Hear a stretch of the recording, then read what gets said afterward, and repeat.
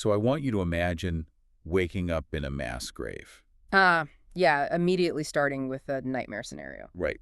I mean, picture it. You're over 60 years old, your joints are just, screaming with arthritis, and you are buried under cold, wet dirt. And literal blood. Yeah, the literal cooling blood of your neighbors. Hmm. Because your entire village has just been massacred in an instant. Completely wiped off the map. Exactly. And you've been tossed into this muddy pit like discarded garbage. And when you finally agonizingly claw your way up through this tangle of limbs to the surface, gasping for air. A crow lands right next to your face. Yes, a crow lands right there, and it starts gossiping. Which is just, like, the most absurd image. It really is. Not just cawing, right? It is actually speaking to you in the exact, unmistakable, incredibly annoying voice of a woman you used to knit with. That is just such a dark, absurd, and honestly completely jarring opening. It totally strips away any illusion of safety, right, from page 1. Oh, absolutely. It throws you completely into the deep end. Yeah. So today, we are taking a deep dive into Mark Lawrence's Daughter of Crows. It's the first installment of the Academy of Kindness. Such a great book. It really is. Yeah. We're going to unpack this world where vengeance literally has a mathematical price tag. The math part is so fascinating. Oh, we're definitely getting into the math. And we'll look at how survival is often just a matter of being, too stubborn to die. Right. Our mission today is to really pull apart this meticulously crafted dark fantasy landscape. We want to look at the horrific institutional forging of these legendary assassins, the ones known as kindnesses. The absolute irony of that name, by the way. Oh, total irony. And we really want to examine the profound themes of trauma and found family that anchor this whole thing. Yeah, so think about your own life for a second as you're listening to this. Think about the environments that shaped you. If you've ever felt like your past defines you, you know. Exactly.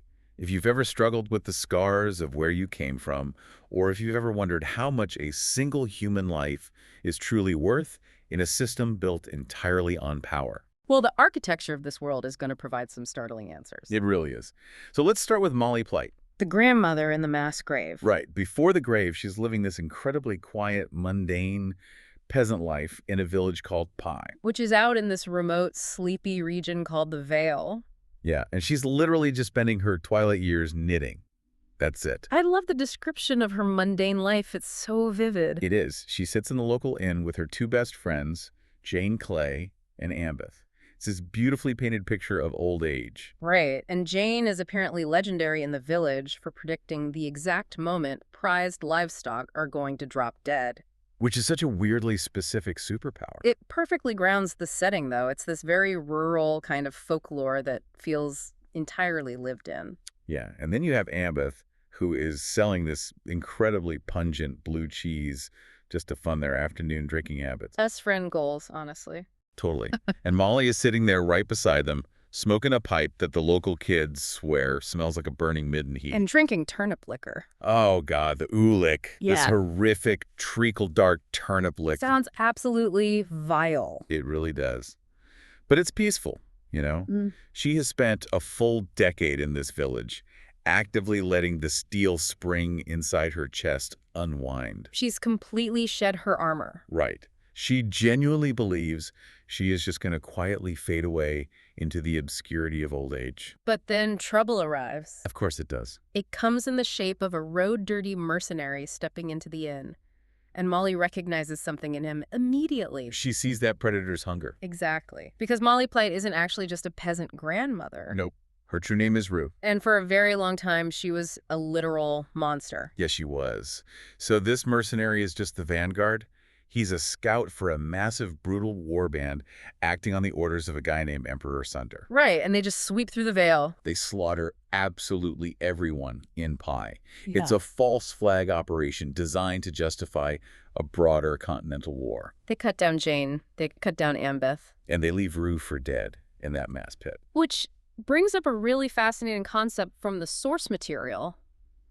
The mechanics of being hard to kill. Oh, yeah. Let's talk about this. Yeah. Because it's not a magic shield, right? No, not at all. It's not a spell of invulnerability.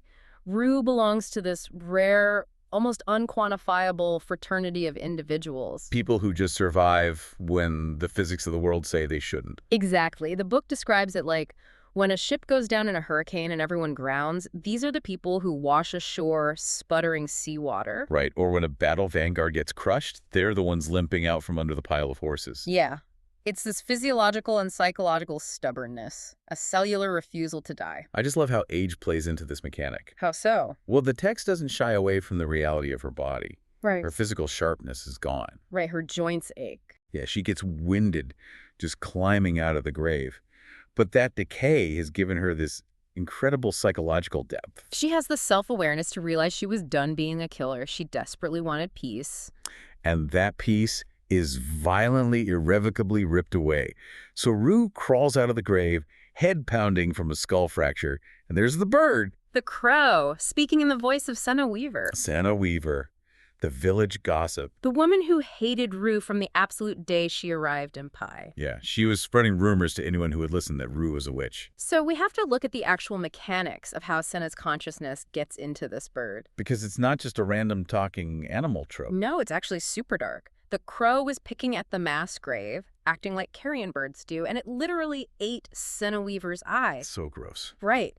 But in the magical ecosystem of this world, the eye acts as a lens. It captures the residual imprint of the soul at the exact moment of violent death. Wow. Yeah.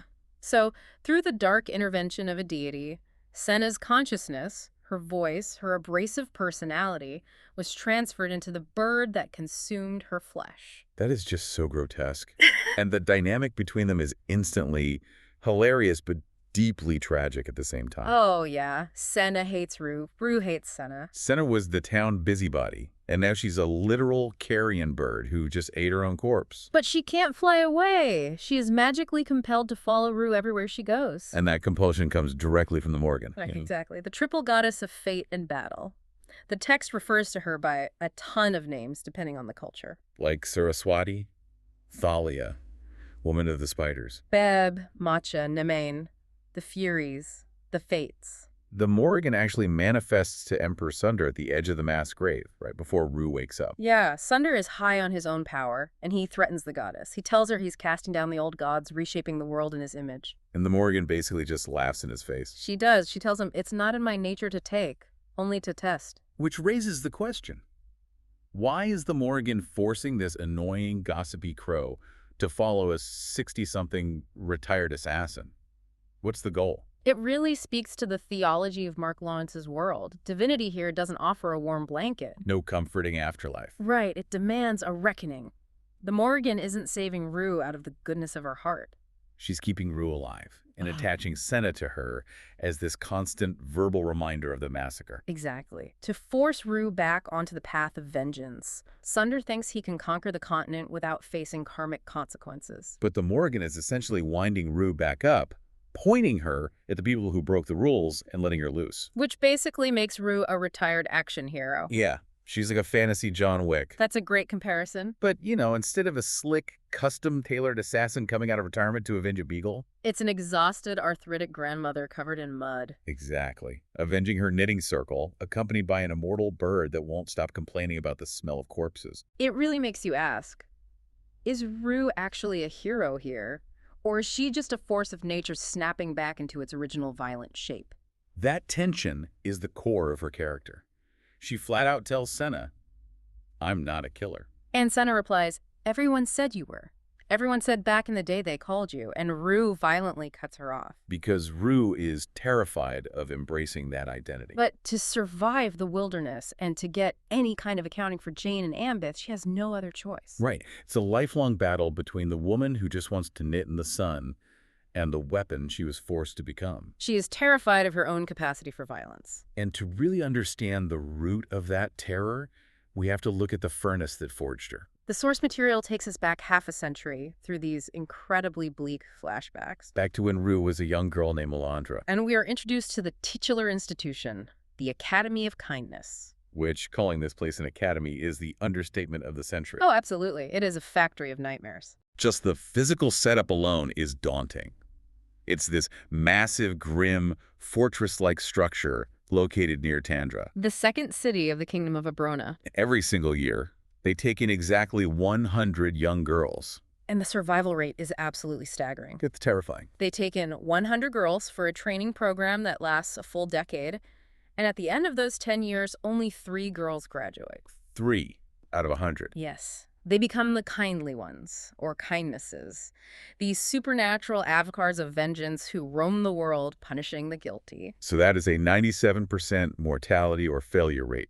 The text lays out the brutal math of this right away, Kindness Marta gives an opening speech to Melandra's incoming class. which happens to be the 173rd class. So do that math. Over 173 years, 17,300 children have walked through those heavy iron doors. The economic reality underpinning this horror is what makes it so chilling. The Academy doesn't just send out snatchers to kidnap these girls in the dead of night. No, they buy them legally, Uh, in broad daylight. Kindness Marta explains that the Academy pays a girl's family 9 bronze marks. And later, due to inflation, they raise the price to 1 silver mark. Right. And Marta explicitly tells the terrified girls, try buying 100 sons of a Brona for silver. Even for a gold mark, you might struggle to find a healthy man-child for sale within a day's march. It instantly establishes the absolute institutionalized devaluation of female life in this society. A boy is worth a gold mark, a fortune. A girl is worth 9 bronze coins. Basically pocket change. And the Academy just weaponizes that societal misogyny. Mm. They tell the girls, the world that gives us 100 daughters each year to spend in such a cause is not one that would tolerate the loss of 100 sons. They are looking these children in the eye and saying, your family sold you because you were completely worthless to them, but here, in the dark, we will forge you into something the entire world fears. It's a masterclass in how trauma is institutionalized and codified. The Academy operates on this strictly tiered visual hierarchy. Right, so at the very top, you have the 3 current kindnesses. Marta, Undu, and Terra. They represent the 3 Furies of myth. And below them are the instructors, women like Suni, Mary, Aki, and Klaka. The instructors aren't just hired teachers, though. No, they are the girls who failed to graduate but somehow survived the 10 years without dying. And they wear the absolute proof of their failure on their faces. The text explicitly describes them. They all have this ugly circular brand burned into their foreheads, and they are missing their noses. The removal of the nose is a very specific historical form of mutilation. It's a total defacement of identity. It marks them permanently as property, as less than human. It's a daily, inescapable visual reminder to the current acolytes of what happens if you break but don't die. You don't get to go home. You become a mutilated servant to the very system that broke you. And the Academy does not waste a single second breaking them. We have to talk about the first 24 hours. It's brutal. The girls arrive, they're stripped of their clothes, put in this freezing dark dormitory. And immediately, on the very first night, a girl named Lucia is murdered by one of her peers. Just straight up strangled or stabbed in the pitch black. And the Academy's response to this murder is what sets the tone for the entire decade. Right. They don't investigate. They don't interrogate the girls to find the killer. They just do not care. Instead, the next morning, Kindness Undu uses Lucia's fresh corpse for a practical lesson. Kindness Undu is terrifying. Oh, she is nightmare fuel. The text describes her as bald, round, with the fluting, innocent voice of a little child. But she carries herself like she's eaten too many children. That description is so haunting. So she teaches the first lesson, which is an introduction to practical necromancy. She forces the entire class, one by one, to physically touch Lucia's dead body. But she doesn't just have them look at it or touch it. She animates the corpse. Yes, the mechanics of this necromancy are crucial. Undu isn't just pouring her own magical energy into the body to make it act like a puppet. No, she is actively tapping into the residual terror and rage that Lucia felt in the moment she was being murdered. She uses that trapped emotional energy to force the corpse to violently grab the students as they walk by. She is making the corpse of their murdered classmate attack them. It's forced desensitization on an unimaginable scale. Undu tells them it would be a crime to let all that anger go to waste. They are teaching these 12-year-old girls that death isn't a tragedy. Death is just a tool. It's a battery you can drain for power. Exactly. And they lock the doors and don't let the girls leave the hall until the corpse literally runs out of magical steam, stops twitching, and collapses back onto the stone floor. Such a visceral, horrifying scene. Okay, I have to stop you there and push back on the world building for a second. Sure, what's up? Because as a reader, you look at this and go, wait, how does a society tolerate a literal death camp existing right next to a major metropolitan city? It's a valid question. The king of Abrona is right down the road in Tundra. He has armies. He has resources. How do they allow a fortress that systematically murders thousands of children to just operate openly in their backyard? Well, the source material addresses that paradox brilliantly. The Academy isn't a secret cabal hiding in the shadows. Okay. It's actually a foundational pillar of the world's moral and magical economy. The kings and emperors tolerate it and even fund it because they are terrified of it, yes. That makes sense. But primarily, they allow it because the Academy enforces a cosmic law that keeps the total chaos of the world in check. It's governed by a terrifying, overarching philosophy called the Creed. Let's get into the creed, because the magical mechanics of this completely blew my mind. Kindness Marta is the one who teaches the Creed. She reveals that the official motto of the Academy is Pistipano apotisi nidisi, creed above conscience. Though the girls quickly learn the unofficial motto is just leave the bodies. Yeah, that unofficial motto is doing a lot of heavy lifting. Marta breaks down the theology of retribution. The kindly ones represent the ancient Furies electo, the unceasing anger, Tesiphone, the avenger, and Megara, the memory and keeper of grudges. But here is the brilliant twist. The magic they use to hunt down guilty people, the supernatural tracking, and the immense power they display. It isn't generated by the kindnesses themselves. Right.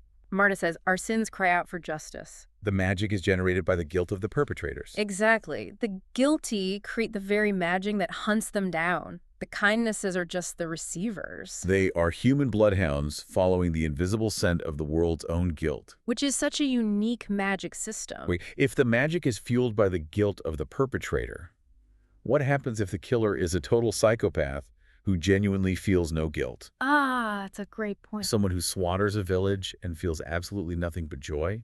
Does the magic just fail? Can the kindnesses not track them? That is exactly the loophole that Emperor Sunder attempts to exploit later in the lore with his soldiers of cessation. Oh, wow. If you can completely eradicate a person's conscience, they become invisible to the kindly ones. That is terrifying. But for the vast majority of humanity, guilt is inescapable, even on a subconscious level. And that changes how we view the Academy's training. Marta tells the class, "We take no pleasure in this work. What we are truly hunting, amid all of the trials to which you are subjected, is endurance. We are looking for those who can bend and yet not break." They aren't trying to create psychopaths who love killing. No, because if they wanted psychopaths, they would just graduate the girl who murdered Lutia on the first night. But they don't. They are trying to find the 3 girls out of 100 who have the sheer, unyielding endurance to act as conduits for the world's karmic punishment. Without losing their own minds in the process. Right. Marta says, we are the furnace.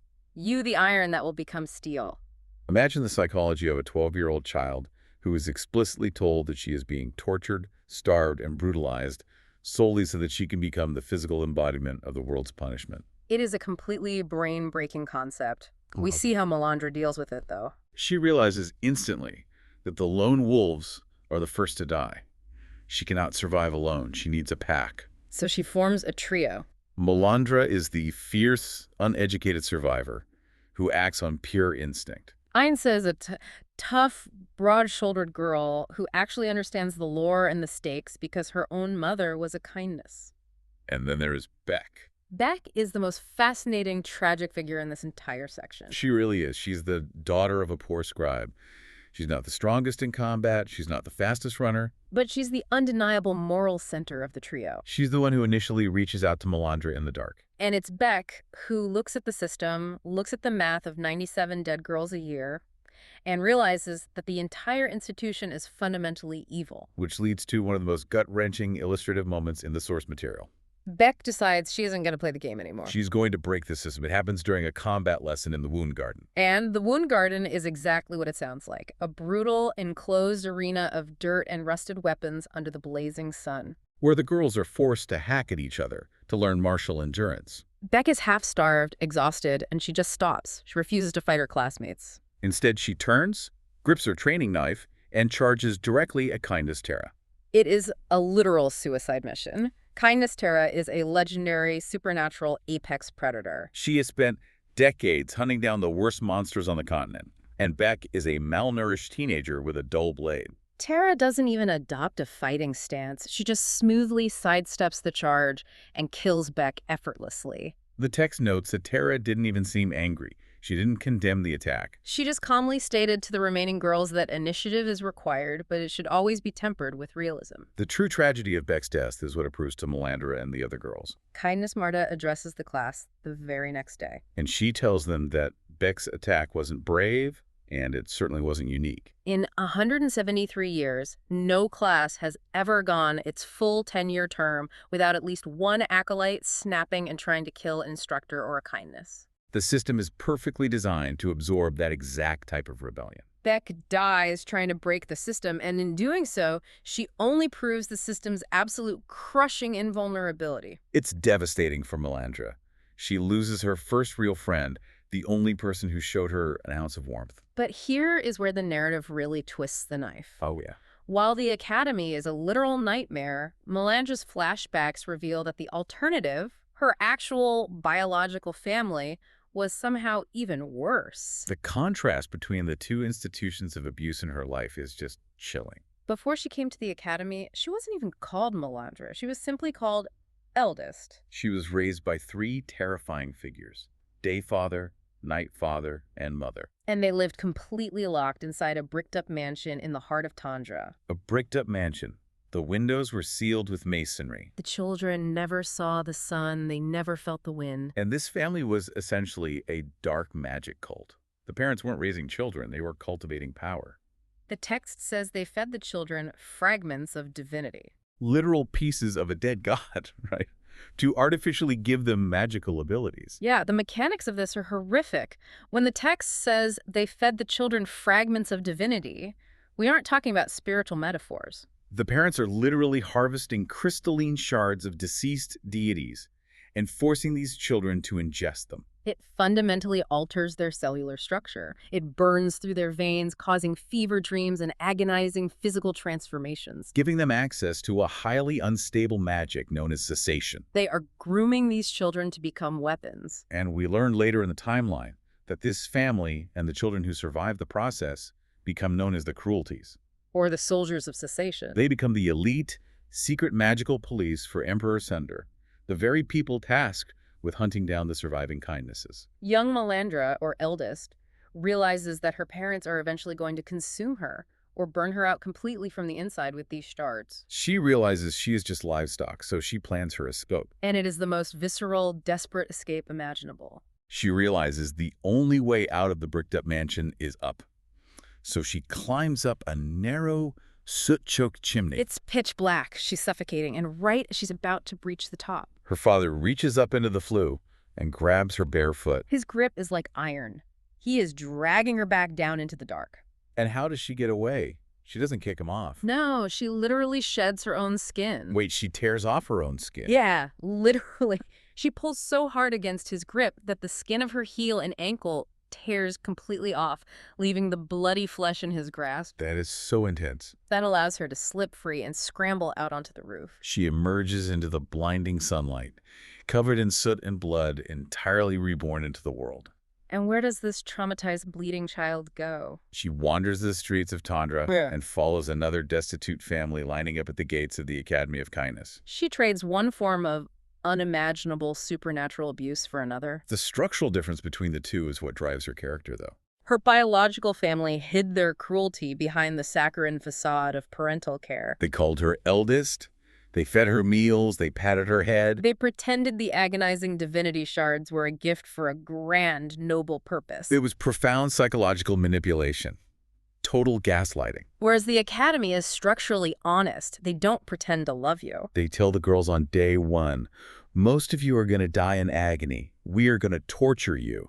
We are the furnace. There is zero gaslighting at the Academy. It's just brutal, transparent reality. You know exactly where you stand with a monster that tells you it's a monster. That tension comes to a head in a stunning confrontation that perfectly illustrates Melandra's desperate need for agency. Yes.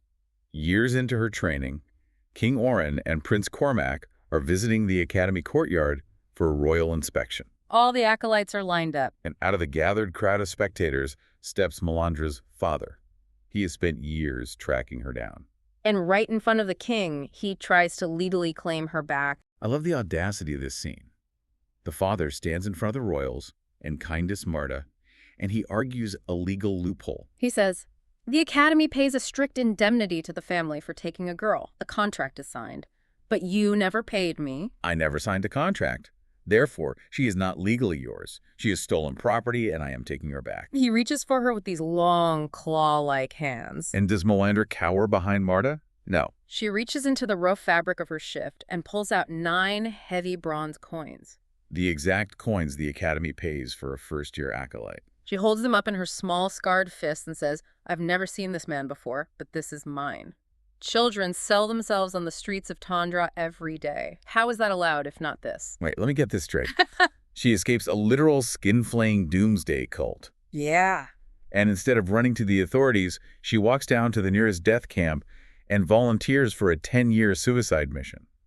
Just so she's the one holding the coin. Exactly. She sold herself into slavery just so nobody else could own her. That is absolutely wild. It is the ultimate assertion of control in a world that gives women none. She took the coins into her own hands. That lifelong battle between the insidious grooming of her parents and the blunt force trauma of the Academy creates a woman who fundamentally does not know how to exist without being a weapon. And that terror of her own nature is exactly what makes her confrontation with her biological family 50 years later so completely subvert our expectations. That brings us roaring back to the present timeline. Rue is an old woman. She's crawled out of the mass grave. She's got her annoying crow, Senna, squawking at her from the branches. And she decides she's not going to just walk away and find a new village to knit in. She is going to get an accounting for the deaths of her friends, Jane and Ambeth. And who does she track down? She tracks down the very people leading Emperor Sunder's vanguard. She tracks down the cruelties. The commanders of the vanguard in this region are none other than her biological mother and her sister, who now goes by the terrifying moniker Milk Eye. It is the family reunion from hell, 50 years in the making. Now, Rue is an exhausted old woman going up against prime, heavily guarded sorcerers who have spent decades consuming divinity shards. Milk Eye has sorcery-damping shields set up all over the keep. She has dozens of elite mercenaries. And Rue just walks right through the front gate. She just walks right in. But here is the absolute genius of Rue's motivation. She isn't there to assassinate Emperor Sunder. She isn't there to stop the impending continental war. She isn't there to save the world. What does she demand when she finally stands face to face with her mother and Milk Eye in the Great Hall? She demands exactly 7 ounces of gold. We have to unpack this math because this is where Mark Lawrence's real-life background as a PhD in mathematics really shines through the world building. It really does. Rue stands there bleeding, leaning on a walking stick and says, "I need 7 ounces of gold for the deaths of Jane Clay and Ambeth Potter." It all comes back to the ancient lore of the Academy, the concept of weregild or blood price. The kindnesses don't operate on abstract concepts of justice. They operate on strict mathematical equations of karma and consequence. Rue explains the tariff. The lowest entry on the kindness is books. The absolute minimum that can be paid in weregild to wipe the slate clean for taking a human life Is 3.5 ounces of gold. That is the exact price of a peasant. She points out the insane disparity of the world.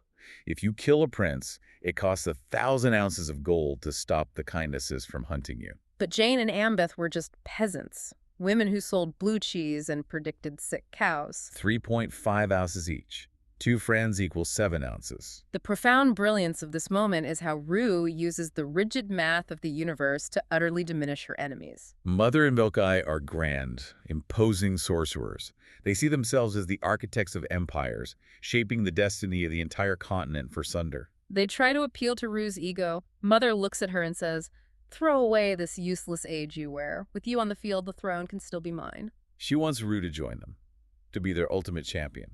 But Rue completely refuses to play their epic fantasy game. By demanding the weregild, Rue reduces these grand, terrifying, politically powerful sorcerers to mere debtors behind on their bills. She's looking at them and saying, "I don't care about your throne. I don't care about your empire or your magic. You broke a fundamental rule of the universe. You killed my friends." You owe a debt. Pay the bill. She enforces the math of the universe. She strips them of their grandeur and makes it about a simple, inescapable transaction. But, tragically, enforcing the math against people who refuse to acknowledge the rules, comes at the ultimate physical cost. Mother refuses to pay. She scoffs at the demand. A chaotic skirmish erupts in the hall. Senna the Crow actually swoops down from the rafters and viciously pecks at Mother's face, buying Rue a fraction of a second. But in the chaos, one of the elite mercenary guards, a man named Lipscar, drives his heavy broadsword straight through Rue's chest. Straight through her heart. Even the Morrigan's enchantments, the divine cellular stubbornness that made her hard to kill, cannot sustain a human body past a massive structural wound like that. The text says she falls like a hewn tree, hitting the stone floor, her fading gaze locked entirely on her sister. She dies right after demanding the toll. But here is where Lawrence's world building gets truly fascinating. Because in this universe, death isn't a simple fade to black. No, it's a literal geographical location. Rue's consciousness wakes up standing on the foggy shores of an underworld river. It's a vivid, chilling landscape. The classic imagery of the Styx, with the dark, rushing water and the ferryman waiting in a long skiff. The air is cold and thick with glowing mist. And she stands there looking at the water. The narrative delivers this massive, sweeping, emotional payoff. Throughout her entire life, Melandra Rue believed that she was a monster. She believed she was fundamentally corrupted by her biological parents' dark magic and then permanently weaponized by the trauma of the Academy. She tells Senna at one point in the living world, "I'm the monster here. I'm not a good person. Never have been." But Senna the Crow, in her final moments of lucidity before the confrontation in the hall, points out a harsh, penetrating truth that shatters Rue's worldview.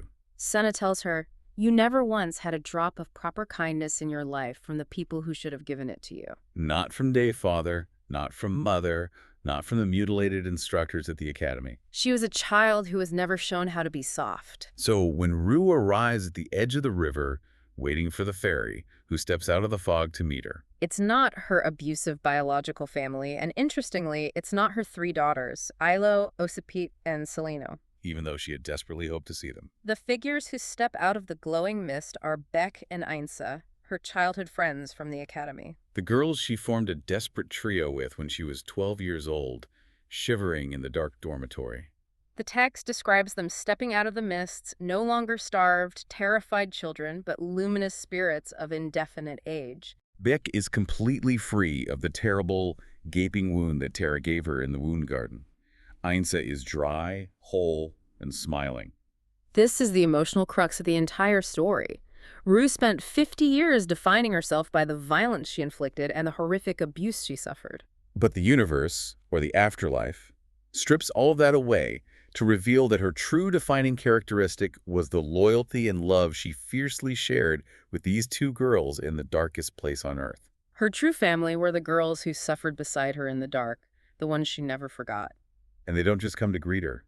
They bring her a message. Beck tells her that her eldest daughter, Alo, who died tragically young, is waiting for her further along the shores of the afterlife. Alo has to stay where she is so that the middle daughter, Osi, can find her eventually when her time comes. It's this beautiful, gentle confirmation that love persists beyond the veil of death. The text explicitly says that as Rue drops her walking stick and runs toward Beck and Ainsa, the heavy chains of bitterness that had bound her heart since their deaths finally fall away. She sheds the armor. She finds absolute peace. It's a breathtaking conclusion to her character arc. It strips away all the epic fantasy trapping. The warring empires, the meddling gods, the flashy magic systems. And reduces the narrative to the most enduring human element, connection. It really makes you pause, right? It does. How often do we do exactly what Rue did? How often do we let the architects of our trauma, the bad parents, the terrible bosses, the toxic systems, completely define our self-worth? And in doing so, we completely ignore the beautiful, resilient, forged-in-fire relationships that we built along the way just to survive them. Rue believed her legacy was the people she killed, but in the end, her legacy was the girls she loved. That is a profound takeaway, and it completely recontextualizes the violence of the earlier chapters. Let's pull back and recap this incredible journey. We started with an exhausted old woman crawling out of a muddy mass grave, bickering with a gossiping crow. We followed Melandra backwards in time, escaping a bricked-up chimney where she was fed dead gods, only to voluntarily enter a lethal meat grinder of an academy. We watched her learn the terrifying theology of vengeance, and we watched her lose her only friends to the machinery of that system. Then we came back to the present, watching her march into the heart of an enemy stronghold, not to save the world, but to demand exactly 7 ounces of gold for the lives of 2 peasant women. And finally, we followed her to the foggy shores of the underworld, where she finally found the peace that the living world constantly denied her. It is a masterful piece of storytelling by Mark Lawrence. But before we sign off, I want to leave you with one final, deeply provocative thought to mull over. Oh, I love these. Lay it on us. What did we miss? It's a thematic puzzle hidden right in the middle of the world building, a terrifying implication of the magic system itself. Okay, I'm listening. Think back to the Academy's core theology. Kindness Marta teaches the acolytes that the kindly ones don't generate their own magic. They are fueled entirely by the guilt of the perpetrators. Right. Our sins cry out for justice. The magic is a literal karmic reaction to cruelty and murder. The guilty create the bloodhounds that hunt them. Exactly. The greater the guilt, the stronger the magical scent the kindnesses can track. Makes sense. Now, consider the Academy itself as an institution. To forge just 3 kindnesses a year, the Academy systematically tortures, starves, and murders 97 innocent young girls. Right. 17,300 dead children over the course of its 173-year history. If the fundamental law of magic in this universe is that guilt generates a proportional force of vengeance, Oh, my. aren't the kindnesses, the instructors, and the Academy itself generating the largest, most concentrated debt of guilt in the history of the world? Oh, wow. They are generating the very thing they are sworn to hunt. By their own rigid magical laws, the institution of the Academy is manifesting its own eventual apocalyptic destruction. Because you cannot forge the tools of justice using the methods of absolute, unrelenting cruelty without eventually having to pay the toll yourself. They aren't just training assassins, they're building a massive karmic nuclear bomb underneath their own stone fortress. And one day, the word guilt for those 17,300 girls is going to come due. That is absolutely chilling. The math always demands an accounting. 7 ounces of gold for a peasant. Imagine the were-guild for 17,000 children. There isn't enough gold on the continent to pay that bill. It's a thought that completely reframes the foundation of the entire series. The ultimate villain might just be the system that created the heroes. I absolutely love that. Well, that brings us to the end of today's journey. Thank you so much for joining us on this deep dive into Mark Lawrence's Daughter of Crows. We hope we've given you some new perspectives on trauma, resilience, and the true mathematical cost of vengeance. Keep questioning the systems around you, keep valuing the people who stand beside you in the dark, and we will catch you on the next deep dive. Remember, even when the world forces you to bend, you don't always have to break. Until next time, we'll see you at the river's edge.